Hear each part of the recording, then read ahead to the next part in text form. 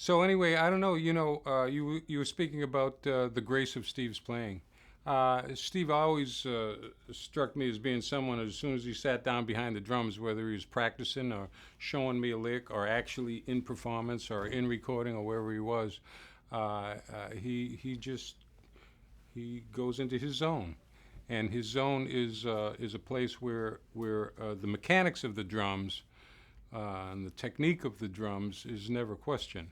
He went past that. I don't know, when he was a kid maybe, but so that all that's left is Steve's flow, and his dance and his grace, and of course you can see it in every manifestation of his expression when he plays. It's a beautiful thing. In terms of the evolution of drumming? Well, as far as Steve's role in the evolution of drumming, I, uh, I can only, tell you from my own experience with Steve, which was that prior to Steve, I was, of course, listening to the music of Philly Joe Jones, who was one of my heroes. Max Roach was a hero of mine, and of course, Elvin was an amazing innovation and kind of endpoint in jazz drumming. I mean, a guy like Elvin who could play like 10 drummers at once, and generate the kind of groove that he did, the way he did it was kind of a miracle of drumming. But then, and then at the same time, like, I guess this was in the 60s, Tony came along. And Tony was a real innovation too, and he brought a lot of precision and new ideas to jazz drumming. But when Steve came along and he checked all these guys out, and he started playing, because when I first met Steve, he was sounding a little bit like Louis Bellson. But then he checked out Tony, and I'm sure he was listening to the other great drummers, and his take on that was well, what you hear it. But what I first heard Steve do, which I never heard another drummer do, which I think was part of the turning point, was the fact that Steve could duplicate himself. In other words, he could invent something, or some rhythm on the drums, and he knew what he was doing so intimately that he could play it over and over again. Now, something that you play over and over again that makes you go like this is called a groove, you see. And so Steve became the master of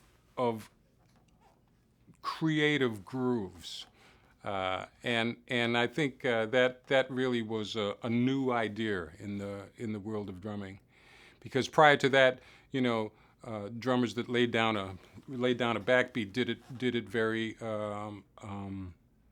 very simply, and Steve added a kind of a jazz sophistication to that kind of drumming that was started an era, I believe. Just try it in the studio and Well, on Leprechaun, starting with the Leprechaun, actually, and then I forget the sequence, but we did My Spanish Heart, we did Mad Hatter together with Steve, and uh, the way that felt really good to get basic tracks was just me and Steve playing together. It was just drums and keyboards, and then I would then add bass to it, so that Steve could be free to in, to invent the rhythmic structure the way he heard it. And he would always ask for Steve would always ask for a piano lead sheet. I never wrote a drum part out for Steve ever, of course. So he'd look at the drum lead sheet, and he's very adept at understanding written notation. So he'd look at it, see the structure of the piece, and hear it, of course, and then invent something so cool. were there, yeah. I don't remember Dear Alice specifically, but I know the way we put those tracks together was uh, Steve would come off the drums, which was something actually that was a really good thing to do, and I would tell other drummers to do it. It's like when I have a new piece of music that he never heard before, rather than start to play to it right away, he'd come off the drums, come by the piano, and let me play it for him, and listen, and we'd talk it through. And we spent a lot of time doing that, me just playing it. and then he'd tap something out with his hand and say, well, this stress here and that, boom. And he had like we developed a concept of the form of the rhythm before he even sat behind the drums. And then that was like our first rehearsal. Interesting, great stuff. Self in his playing as well. Well, you know, I mean, Steve and I both have Italian parents, and we grew up on pasta, meatballs and spaghetti, and the kind of an Italian language that neither of us can really speak, because that generation of Italian parents never taught the Italian language to their sons or daughters because they were afraid they wouldn't learn English. Well, we kind of have a root like that, but Steve's a real down-home guy and a real easy, sweet, and warm personality, and we've been dear friends since we met. You know, Sicily, I wrote with really with the concept of southern Italy in mind, and I guess it turned out to be a samba. But the kind of the melodic part of the tune, I don't know, was my take on my Italian heritage, and I guess it hit the mark enough so that Pino Daniele heard it and wanted to record it, and he kind of owns Southern Italy. Right. Drummers, in my mind, are when I think about like what does a musician bring into a group. I don't think about it differently than other musicians. A drummer is a guy, like a trumpet player, a piano player. I mean, what I'm trying to say is that each musician is just kind of a world unto himself. I mean, and my joy is that if I love someone's playing, it's not only as a pleasure to hear, but it's something I get real interested. I want to learn what he's doing, and the best way for me to do that is work with him, make music with him, and not always have him play the way I want him to play. I don't like to work like that. So I find a musician, I see what he does, and then I'll hone up some repertoire that allows what he creates to just flourish. And that's what I did when I wrote stuff when I played with Steve. What are some of the standout sessions or tunes or records thinking back over the years that come to mind? Well, you know, the first one that comes to mind is our actual first time to do something in the studio together, which was Leprechaun. And before Steve came in to record his tracks on the Leprechaun, I was laying stuff down, and I was it was the period of where I was composing in the studio and putting tracks down. And there was this one tune that I put down called Lenore. That's one of the pieces on the record.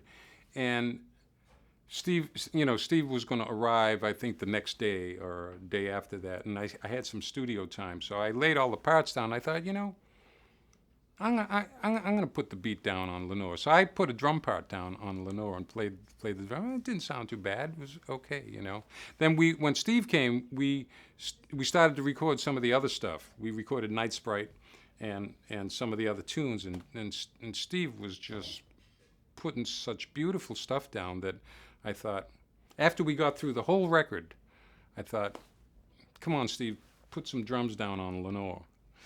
And he heard it through one time and came up with one of his amazing creations of a beat that I think a lot of guys have already notated and worked out. That was pretty memorable. Also, the way we worked together with the orchestra that was something interesting, because we were all in the studio at the same time. We had a string quartet. We had trombones and trumpets over there. We had Eddie Gomez on Leprechaun's Dream, that track. We had Eddie Gomez on upright bass and Anthony Jackson on electric bass. Bill Watrous was one of the trombone players. Joe Farrell was the soloist on flute and saxophone, and Steve and me, and we were all in the studio at the same time. And Steve really, you know, everyone was able to. Steve was like the conductor because he had the chart spread out in front of him, and he was able to hold the whole thing together. That was a pretty exciting day. I think we did just one take or two takes, and we did the whole thing live. Yeah. Without him, you know, if he weren't around. Oh, that's a wild question. I mean, you know, you get the viewpoint of one guy. Steve's my friend, and he's as well as the way he affects the world, or has affected the world, or is still affecting the world with his music and his personality and his drumming. I mean, he's part of the culture of music. I think he's created a way of making music, not only a way of playing drums, but a way of making music that has its ripples through all kinds of music. I mean, what he's actually done is he's laid stuff down directly in jazz music, directly in pop music, directly in fusion and funk music and all of that. But his feeling certainly ripples through the whole music world. Great one. And